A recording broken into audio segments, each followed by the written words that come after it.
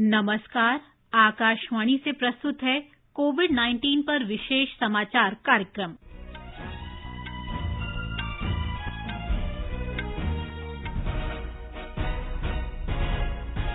केंद्रीय स्वास्थ्य मंत्री डॉक्टर हर्षवर्धन ने दिल्ली के सभी अस्पतालों को गैर कोविड मरीजों की समुचित देखभाल के निर्देश दिए। केंद्रीय प्रत्यक्ष कर बोर्ड ने सूक्ष्म, लघु और मध्यम उद्यमों की मदद के लिए 5,204 करोड़ रुपए का आयकर रिफंड जारी किया। पूर्णबंदी के कारण देश भर में कोविड-19 संक्रमण फैलने की दर में कमी। सरकार ने देश में फंसे विदेशी नागरिकों की नियमित और ई-वीजा की अवधि 3 मई तक बढ़ाई। प्रधानमंत्री नरेंद्र मोदी ने महामारी के खिलाफ संघर्ष में अफ्रीका के संयुक्त प्रयासों को भारत के सहयोग का आश्वासन दिया। और अमेरिका के राष्ट्रपति डोनाल्ड ट्रंप ने पूर्णबंदी में छूट और सामान्य स्थिति बहाल करने के लिए 3 स्तरीय कार्य योजना की घोषणा की। इस विशेष कार्यक्रम में अपने सहयोगी नवीन सक्सेना के साथ मैं प्रियंका अरोड़ा। केंद्रीय स्वास्थ्य मंत्री डॉक्टर हर्षवर्धन ने कल दिल्ली के उपराज्यपाल, स्वास्थ्य मंत्री और नई दिल्ली के विभिन्न अस्पतालों के चिकित्सा अधीक्षकों के साथ वीडियो कॉन्फ्रेंस के माध्यम से बैठक की। उन्होंने अस्पतालों के सभी चिकित्सा अधीक्षकों से कोविड-19 रोगियों की तरह अन्य बीमारियों के मरीजों की भी समुचित देखभाल का निर्देश दिया। डॉक्टर हर्षवर्धन ने कहा कि उन्हें अन्य गंभीर बीमारियों से पीड़ित ऐसे रोगियों का उपचार न किए जाने की शिकायतें मिल रही हैं जिन्हें डायलिसिस की आवश्यकता है या जो हृदय रोग से पीड़ित हैं। उन्होंने कहा कि ऐसे रोगियों को वापस नहीं भेजना चाहिए क्योंकि रक्त बदलने और डायलिसिस जैसी प्रक्रिया में देरी नहीं की जा सकती। ट्रीटमेंट लेना है, ऑपरेशन होना है, ऑब्जर्वेशन होना है अस्पताल की इमरजेंसी में, वो तो टेलीफोन से नहीं हो पाएगा। इसलिए किसी को भी किसी भी मरीज को वंचित करने का इलाज से अधिकार नहीं है। ये सारे मेडिकल सुपरिटेंडेंट्स को हमने बताया है और अगर आगे से इस प्रकार की कोई भी हम लोग को शिकायतें मिलती है तो उसके लिए फिर अकाउंटेबिलिटी सिस्टम के अंदर फिक्स की जाएगी और जो लोग इस जिम्मेदारी में कोताही करेंगे उनके खिलाफ जो है फिर सरकार को थोड़ा सख्ती का रुख अपनाना पड़ेगा। डॉक्टर हर्षवर्धन ने बताया कि एम्स और सफदरजंग जैसे अस्पतालों में कोविड-19 से निपटने की सभी विशेष सुविधाएं उपलब्ध हैं। दिल्ली के लोकनायक जयप्रकाश अस्पताल और राजीव गांधी सुपर स्पेशलिटी अस्पताल में भी कोविड-19 के उपचार की सभी सुविधाएं उपलब्ध कराई गई हैं। डॉक्टर हर्षवर्धन ने कहा कि अन्य अस्पतालों को भी गैर कोविड रोगियों की समुचित देखभाल करनी चाहिए। केंद्रीय प्रत्यक्ष कर बोर्ड सीबीडीटी ने कहा है कि पिछले 10 दिन में 8 लाख से अधिक छोटे व्यवसायों को 5,204 करोड़ रुपए का आयकर रिफंड किया गया है। बोर्ड ने एक वक्तव्य में कहा है कि इससे कोविड-19 महामारी की स्थिति में सूक्ष्म, लघु और मझौले उद्यमों को बिना किसी बदलाव और वेतन कटौती के अपना व्यवसाय जारी रखने में मदद मिलेगी। सीबीडीटी ने कहा है कि आयकर विभाग ने आयकर दाताओं को लगभग 14 लाख आयकर रिफंड जारी किया है। भारतीय रिजर्व बैंक के गवर्नर शक्तिकांत दास ने कहा है कि भारत का 476.5 अरब डॉलर का विदेशी मुद्रा भंडार देश के लगभग 1 साल के आयात के लिए पर्याप्त होगा। 3 अप्रैल को समाप्त हुए सप्ताह के लिए भारत का विदेशी मुद्रा भंडार 474.66 अरब डॉलर था। उन्होंने कहा कि लौह अयस्क को छोड़कर सभी निर्यात क्षेत्रों में माल नौवहन में गिरावट देखी गई है। देश में कोरोना मरीजों की संख्या 13,835 हो गई है। संक्रमण से अब तक 452 लोगों की मृत्यु हुई है। 11,616 लोगों का इलाज चल रहा है। 1,766 रोगियों को ठीक होने के बाद अस्पताल से छुट्टी दे दी गई है। स्वास्थ्य मंत्रालय के अधिकारी ने नई दिल्ली में संवाददाताओं को बताया कि कोविड-19 रोगियों के ठीक होने और संक्रमण से मृत्यु होने के अनुपात के मामले में भारत कई अन्य देशों से बेहतर है।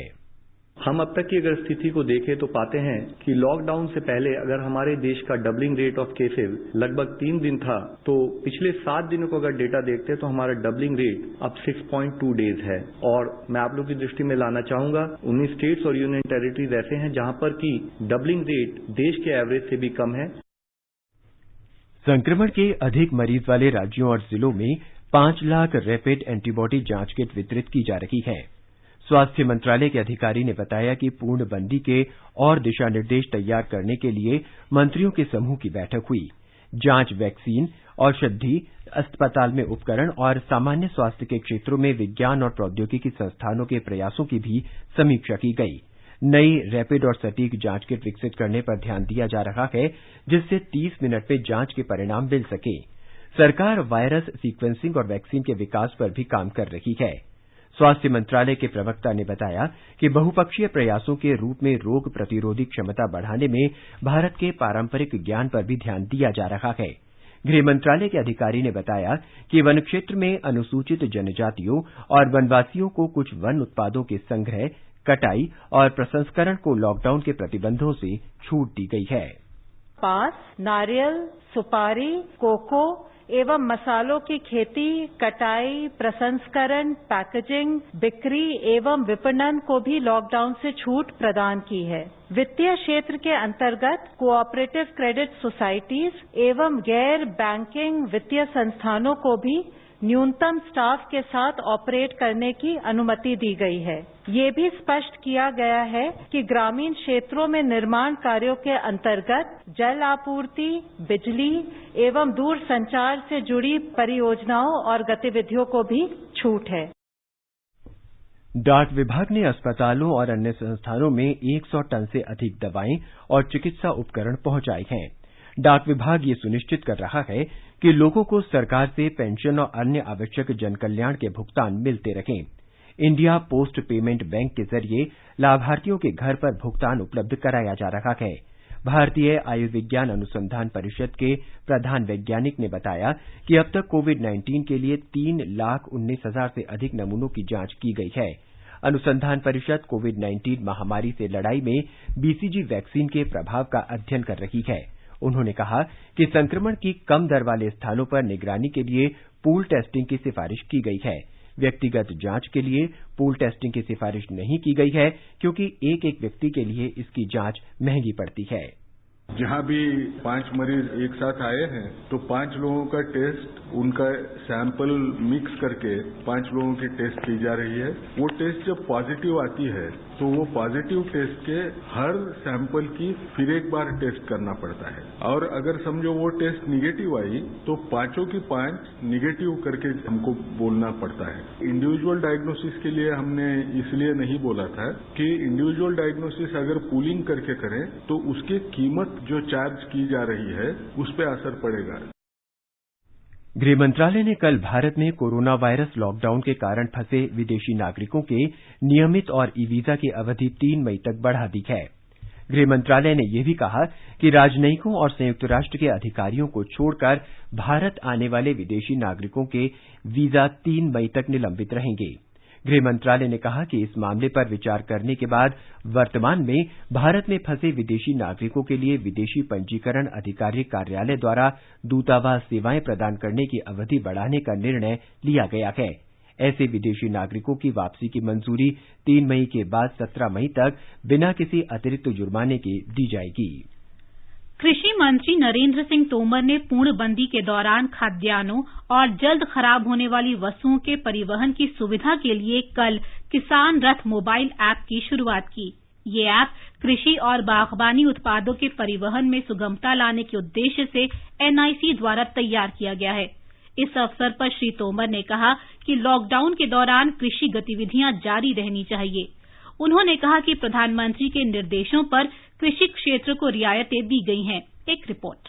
कृषि क्षेत्र में आने वाली बुनियादी दिक्कतों को दूर करने के लिए केंद्र सरकार लगातार प्रयास कर रही है। इस लॉकडाउन के दौरान किसानों के हित को ध्यान में रखते हुए किसान रथ मोबाइल ऐप लॉन्च किया गया है, ताकि किसानों को अपने उत्पादों को बेचने के लिए परिवहन की कोई दिक्कत न हो। यह ऐप देश भर के किसानों और व्यापारियों को कृषि उत्पाद को बाजार तक पहुंचाने में मदद करेगा। इस ऐप में ट्रक के आने का समय और स्थान के बारे में जानकारी होगी, जिसके बाद किसान एक तय समय और स्थान पर जाकर फल, सब्जियों और अनाज को बेच सकेंगे। इसके माध्यम से किसान और व्यापारी आसानी से फसलों की खरीद और बिक्री कर सकते हैं। कोई भी किसान इस ऐप को गूगल प्ले स्टोर से डाउनलोड कर सकता है। यह 8 भाषाओं में उपलब्ध है। इस ऐप की शुरुआत होने के पहले ही दिन 5 लाख से अधिक वाहन उपलब्ध हो गए हैं। दीपेंद्र कुमार, आकाशवाणी समाचार। ये समाचार आकाशवाणी से प्रसारित किए जा रहे हैं। नोवल कोरोना वायरस को फैलने से रोका जा सकता है। खांसते या छींकते वक्त हमेशा अपने मुंह को रुमाल या टिश्यू से ढकें। हाथों को लगातार साबुन से धोएं। अपनी आंख, नाक और मुंह को छूने से रुकें।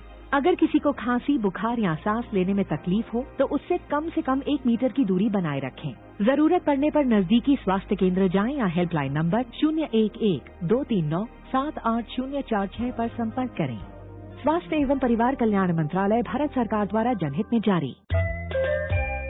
कोविड-19 पर विशेष समाचार कार्यक्रम में आपका फिर स्वागत है। आगे बढ़ने से पहले एक नजर फिर से मुख्य समाचारों पर। केंद्रीय स्वास्थ्य मंत्री डॉक्टर हर्षवर्धन ने दिल्ली के सभी अस्पतालों को गैर कोविड मरीजों की समुचित देखभाल के निर्देश दिए। केंद्रीय प्रत्यक्ष कर बोर्ड ने सूक्ष्म, लघु और मध्यम उद्यमियों की मदद के लिए 5,204 करोड़ रुपए का आयकर रिफंड जारी किया।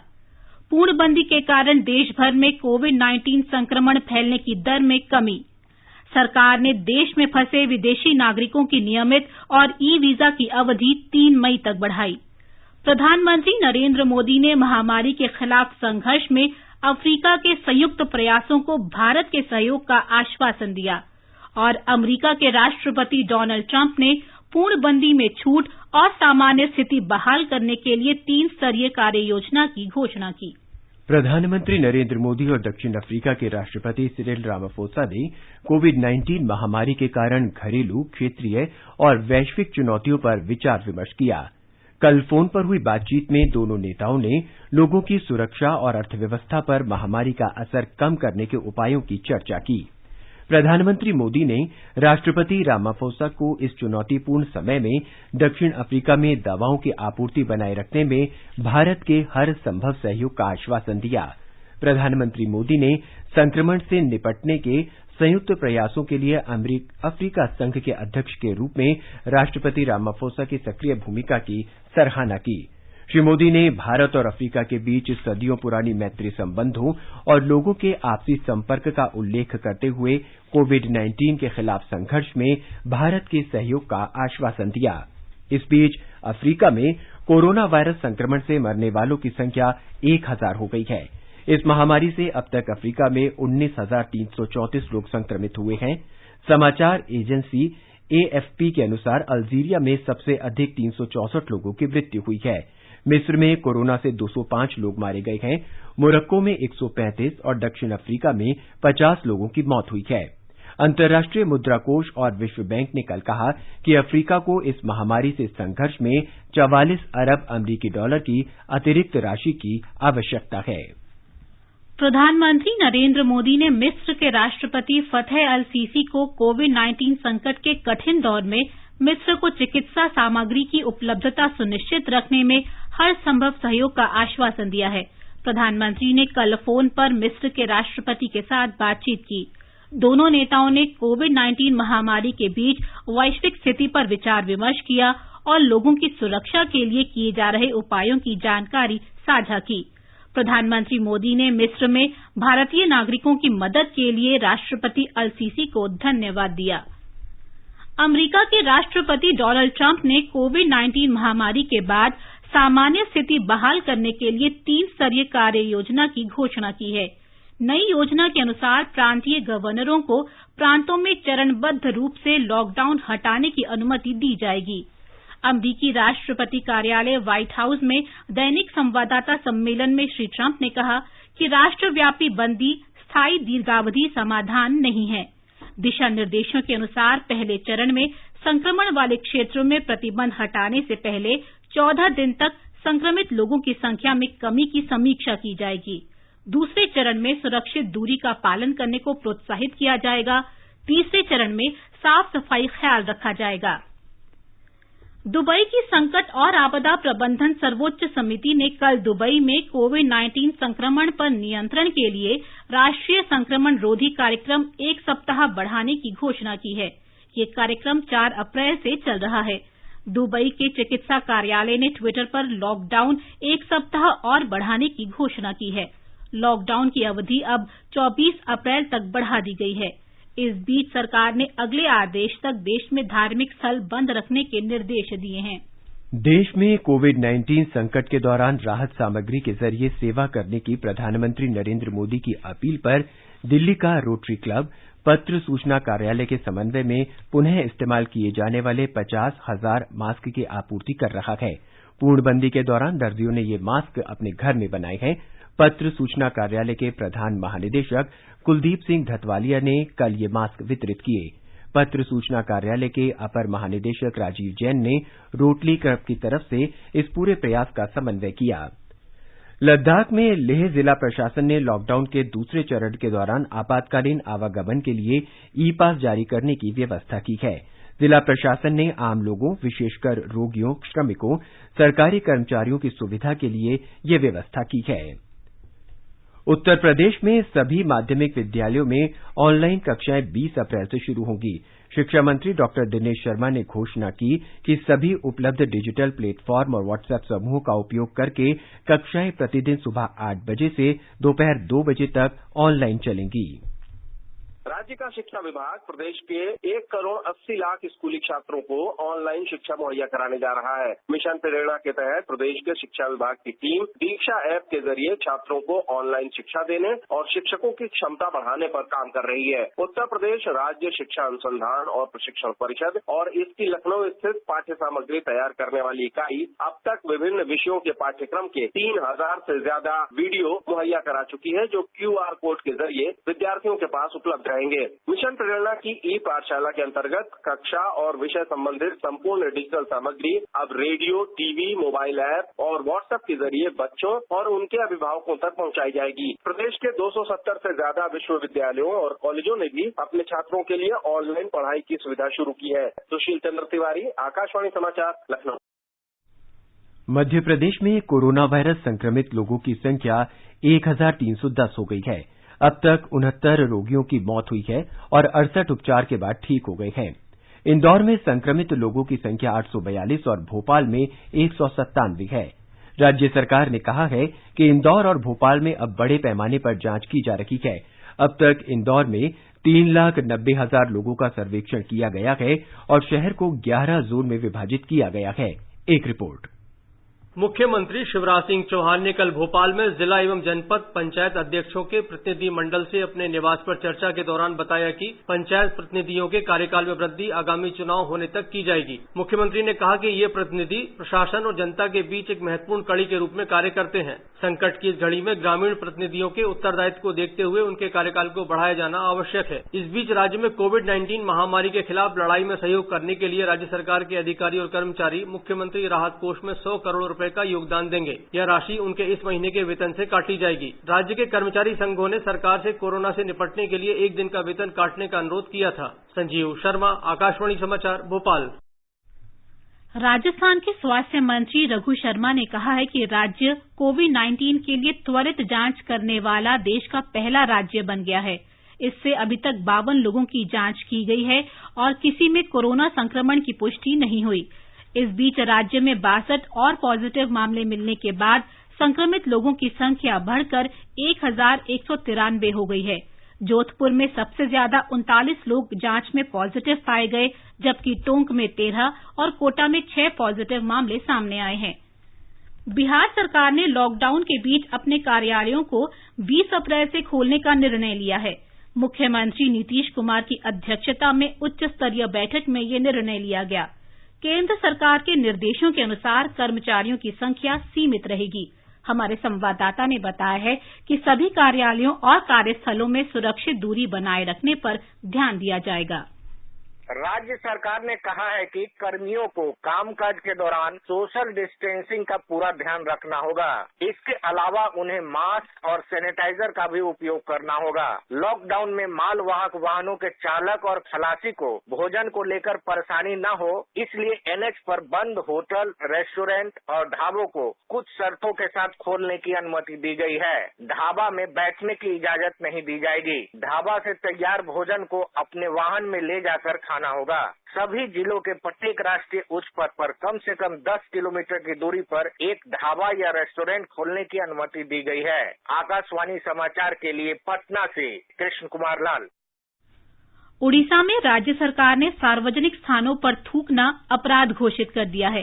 कोविड-19 का फैलाव रोकने के लिए ऐसा किया गया है। अब ये राज्य में संज्ञेय और दंडनीय अपराध माना जाएगा। ब्यौरा हमारे संवाददाता से। राज्य स्वास्थ्य विभाग ने सार्वजनिक जगहों पर थूकने वाले पर 200 से 500 रुपए का जुर्माना लगाने का निर्देश दिया है। पहले उल्लंघनकर्ताओं से 200 रुपए का जुर्माना वसूला जाएगा और बाद में नियमों का उल्लंघन करने पर 500 रुपए तक का जुर्माना वसूला जाएगा। इसके कार्यान्वयन के लिए ब्लॉक के एक्सटेंशन ऑफिसर, अतिरिक्त तहसीलदार, पुलिस एएसआई और नगर पालिकाओं के वार्ड अधिकारियों को जिम्मेदारी दी गई है। इससे पहले राज्य के 2 जिलों गंजाम और भद्रक में सार्वजनिक जगहों पर थूकने पर उसे अपराध मानने के साथ साथ 500 रुपया जुर्माना वसूला जाए। वहीं राज्य सरकार ने भुवनेश्वर में आने वाले 7 दिनों में कोरोना के लिए करीब 5000 नमूनों की जांच करने का फैसला किया है। इतीश सिंह राठौर, आकाशवाणी समाचार, कटक। महाराष्ट्र में पिछले 24 घंटों में 118 लोग कोविड-19 से संक्रमित पाए गए हैं। राज्य में कुल संक्रमित लोगों की संख्या 3320 हो गई है। इस महामारी से कल 7 लोगों की मौत हुई। अब तक 201 लोगों की मौत कोरोना संक्रमण से हो चुकी है। 331 लोग उपचार के बाद स्वस्थ हुए हैं। राज्य में अब तक संक्रमण की जांच के लिए 61,740 लोगों का परीक्षण किया गया है। मुख्यमंत्री उद्धव ठाकरे ने कल मुंबई में जारी वक्तव्य में कहा कि 20 अप्रैल से कुछ औद्योगिक और वाणिज्यिक गतिविधियां सुरक्षा निर्देशों का पालन करते हुए फिर शुरू की जाएंगी। मुख्यमंत्री ने कहा कि लॉकडाउन के कारण कठिनाइयां कम करने के संशोधित दिशा निर्देशों के अनुसार चुनिंदा गतिविधियों की ही अनुमति दी जाएगी। शैक्षणिक, प्रशिक्षण और कोचिंग संस्थान बंद रहेंगे, लेकिन वो ऑनलाइन शिक्षण शुरू कर सकते हैं। मनरेगा कामगारों को सुरक्षित दूरी बनाए रखते हुए और मास्क का उपयोग करते हुए काम की अनुमति दी जाएगी। सिंचाई और जल संरक्षण कार्यों को प्राथमिकता दी जाएगी। उन्होंने कहा कि मास्क लगाने और सुरक्षित दूरी बनाए रखने का नियमों का अनिवार्य रूप से पालन कराया जाएगा। तमिलनाडु में कोविड-19 व्यक्तियों की तुलना के उपचार के बाद स्वस्थ हो चुके लोगों की संख्या अधिक बनी हुई है। कल 103 लोगों को अस्पताल से छुट्टी दी गई। पिछले 24 घंटे के दौरान संक्रमण से किसी मौत की खबर नहीं है। राज्य में कुल संक्रमित रोगियों की संख्या 1323 है। 1025 लोगों का उपचार चल रहा है। तमिलनाडु में मदुरई मीनाक्षी मंदिर का लोकप्रिय चिट्टी तिरई रथ उत्सव कोरोना महामारी के कारण इस वर्ष रद्द कर दिया गया है। मंदिर प्रशासन ने कल घोषणा की कि उत्सव से संबंधित अनुष्ठान मंदिर में 4 शिव आचार्यों द्वारा पूरे किए जाएंगे। इसका सीधा प्रसारण मंदिर की वेबसाइट www.madurai-meenakshi.org पर 4 मई को सुबह 9 बजे से 10 बजे के बीच किया जाएगा। आकाशवाणी समाचार से विशेषज्ञों की सलाह श्रृंखला में कोविड-19 के बारे में वरिष्ठ चिकित्सकों का परामर्श प्रसारित किया जा रहा है। आकाशवाणी से बातचीत में अखिल भारतीय आयुर्विज्ञान संस्थान नई दिल्ली के डॉक्टर प्रसून चैटर्जी ने बताया कि घर में तैयार मास्क उपयोग के लिए काफी सुरक्षित हैं।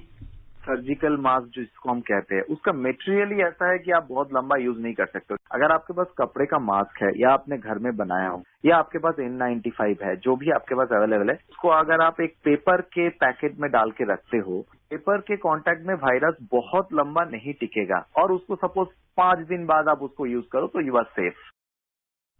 डॉक्टर चैटर्जी ने कहा कि वरिष्ठ नागरिकों को अधिकतम सतर्कता बरतनी चाहिए। उम्र के साथ साथ इम्यून सिस्टम धीरे धीरे कम होते जाती है, प्लस उनका जो बायोलॉजिकल रिजर्व है, बाउंस बैक करने का जो क्षमता है, वो भी कम हो जाती है। Plus they have multiple disease, जिसे हम मेडिकली मल्टी मॉर्बिडिटी कहते हैं। उनको प्रेशर भी है, उनको शुगर भी है, उनको हार्ट प्रॉब्लम भी है, घुटनों में भी दर्द है। तो सारे चीजों का एक मिक्स्ड इफेक्ट है। कोरोना जो इन्फेक्शन जब शरीर के अंदर जा रहा है, वो अपने शरीर का जो हमारा इम्यून सिस्टम है उनके साथ फाइट करके, अगर कोरोना भारी पड़ती है तो उनमें मैनिफेस्टेशन हो रहा है। अगर कोरोना नहीं भारी पड़ते तो एसिम्प्टोमेटिक रह रहा है। Around 80% people are asymptomatic across the globe अगर आप देखेंगे, बट सीनियर सिटीजन के लिए ये सच में बहुत खतरनाक है। प्रधानमंत्री गरीब कल्याण पैकेज लॉकडाउन अवधि में निर्धन और जरूरतमंद लोगों को राहत उपलब्ध करा रहा है। चंडीगढ़ के किशनगढ़ गांव के निवासी मनोज ने प्रधानमंत्री गरीब कल्याण पैकेज के तहत निःशुल्क राशन व्यवस्था की सराहना की। मेरा नाम मनोज है, मैं यहाँ मकान नंबर 209 किशनगढ़ का निवासी हूँ। हमें यहाँ पे गेहूं और दाल प्रधानमंत्री गरीब कल्याण अन्न योजना के तहत दिया जा रहा है, फ्री में दिया जा रहा है, जिसके लिए मैं प्रधानमंत्री जी का तहे दिल से धन्यवाद करता हूँ। मणिपुर में काम कर रहे बिहार के एक निर्माण मजदूर ने भी प्रत्येक प्रवासी कामगार को उपलब्ध कराए जा रहे चावल के लिए सरकार का आभार व्यक्त किया। लॉकडाउन हुआ है, इसलिए हम लोग बहुत मुश्किल हो गया है। आदमी पर 4-4 केजी चावल मिला है। हम लोग 15-20 आदमी हैं। वो चावल मणिपुर सरकार हम लोग को हेल्प किया है, मदद किया है, इसलिए हम लोग थोड़ा खाने पीने के लिए मिला है, नहीं तो हम लोग बहुत मुश्किल होना था। मध्य प्रदेश में कोविड-19 से ठीक हुई एक महिला रोगी कल घर लौट आई। उन्होंने लोगों से घरों में रहने और सभी निर्देशों का पालन करने की अपील की। मेरी लड़की अभी भी पॉजिटिव है 9 साल की, तो प्लीज मैं आप लोगों से रिक्वेस्ट करती हूँ, stay home, stay home, stay home. Please सबसे रिक्वेस्ट है मेरी, अपनी जिंदगी की कीमत पहचानो। आप अपनी फैमिली के लिए बहुत इम्पोर्टेंट हो, इस बात को आप समझो सब जने। प्लीज डॉक्टरों की हेल्प करो और यह हॉस्पिटल में अच्छी फैसिलिटी दी है। 17 लोग यहाँ आए थे, 17 में से हम 14 लोग स्वस्थ होकर घर जा रहे हैं, 3 लोग अभी हमारे हॉस्पिटल में हैं। मजाक में मत लो, every moment is special when you are in a family. Please stay home. ये समाचार हमारी वेबसाइट newsonair.com/hindi पर भी उपलब्ध हैं। और नवीन, अब एक नजर डालें आज के समाचार पत्रों की सुर्खियों पर। प्रियंका, आज की सुर्खियां भी कुछ कोरोना के बारे में ही कहती हैं। कोरोना की थम रही सांस, देश में कोरोना वायरस की दर में 40% की कमी आने के स्वास्थ्य मंत्रालय के बयान को राष्ट्रीय सहारा सहित सभी अखबारों ने प्रमुखता दी है। हिन्दुस्तान लिखता है, लॉकडाउन के बाद संक्रमण फैलने की रफ्तार आधी से कम। नवभारत टाइम्स ने एक अध्ययन के हवाले से लिखा है, भारत में मई के तीसरे सप्ताह तक ही जोर मारेगा कोरोना, उसके बाद मामले घटने के आसार। मंदी के मर्ज पर रिजर्व बैंक का मरहम, कोरोना संक्रमण के संकट में आर्थिक चुनौतियों से मुकाबले के लिए 3 सप्ताह के भीतर आरबीआई के दूसरे पैकेज की घोषणा। जनसत्ता, हिन्दुस्तान और पंजाब केसरी सहित सभी अखबारों में है। दैनिक जागरण की सुर्खी है, आरबीआई ने राहत देने के लिए 1 लाख करोड़ रुपए के फंड का किया इंतजाम। राजस्थान पत्रिका ने लिखा है, अर्थव्यवस्था को कोरोना वैक्सीन, छोटे वित्तीय संस्थानों, किसानों और उद्यमियों को लाभ। अमर उजाला ने पाकिस्तान की ओर से घुसपैठ की घटनाओं पर सेना प्रमुख जनरल मनोज मुकुंद नरवणे की कड़ी प्रतिक्रिया प्रकाशित की है। हम दुनिया को दवा निर्यात कर रहे, पाकिस्तान आतंकवाद। दैनिक जागरण की खबर है, चीन से आए 63,000 व्यक्तिगत सुरक्षा उपकरण पीपीई किट जांच में फेल। नवभारत टाइम्स के अनुसार चीनी माल पर सवाल, हर महीने 10 लाख रैपिड टेस्ट किट बनेगी देश में। हिन्दुस्तान लिखता है, दबाव बढ़ा तो चीन ने माना वुहान में हुई 4,632 मौतें, संक्रमित लोगों की संख्या भी बढ़ी। दैनिक जागरण ने पूर्णबंदी के बीच दिल्ली के उप मुख्यमंत्री के इस बयान को अहमियत दी है कि बिना अनुमति फीस बढ़ाई तो जेल जाएंगे स्कूल मालिक। प्राइवेट स्कूल 1 महीने की सिर्फ ट्यूशन फीस ही ले सकते हैं। राजस्थान पत्रिका ने मिजोरम की पीएम नद्या कालियानी की समाज सेवा की भावना को प्रकाशित किया है, जो मास्क की कमी को देखते हुए 95 साल की उम्र में रोज कपड़े के 20 मास्क बना रही हैं। कोरोना पीड़ितों के लिए उन्होंने अपनी मासिक पेंशन भी दान दे दी है। उपराष्ट्रपति एम वेंकैया नायडू ने विश्व विरासत दिवस के अवसर पर लोगों को बधाई दी है। ट्वीट में श्री नायडू ने लोगों से अपनी विरासत, संस्कृति और सभी स्मारकों को सुरक्षित और संरक्षित रखने का संकल्प लेने का आह्वान किया। उन्होंने कहा कि लोगों को इस बात को याद रखना चाहिए कि विरासत साझा मानव धन है। लोगों में भारत की समृद्ध विरासत, परंपरा और संस्कृति के बारे में जागरूकता बढ़ाने की आवश्यकता है। श्री नायडू ने युवकों से भारत की विशाल धरोहर के बारे में ज्ञान बढ़ाकर लॉकडाउन अवधि का सकारात्मक उपयोग करने को कहा। और अंत में मुख्य समाचार एक बार फिर। केंद्रीय स्वास्थ्य मंत्री डॉक्टर हर्षवर्धन ने दिल्ली के सभी अस्पतालों को गैर कोविड मरीजों की समुचित देखभाल के निर्देश दिए। केंद्रीय प्रत्यक्ष कर बोर्ड ने सूक्ष्म, लघु और मध्यम उद्यमों की मदद के लिए 5,204 करोड़ रुपए का आयकर रिफंड जारी किया। पूर्णबंदी के कारण देश भर में कोविड-19 संक्रमण फैलने की दर में कमी। सरकार ने देश में फंसे विदेशी नागरिकों की नियमित और ई वीजा की अवधि 3 मई तक बढ़ाई। प्रधानमंत्री नरेंद्र मोदी ने महामारी के खिलाफ संघर्ष में अफ्रीका के संयुक्त प्रयासों को भारत के सहयोग का आश्वासन दिया। और अमेरिका के राष्ट्रपति डोनाल्ड ट्रंप ने पूर्णबंदी में छूट और सामान्य स्थिति बहाल करने के लिए 3 स्तरीय कार्य योजना की घोषणा की। इसके साथ ही कोविड-19 पर विशेष समाचार कार्यक्रम का ये अंक समाप्त हुआ। नमस्कार।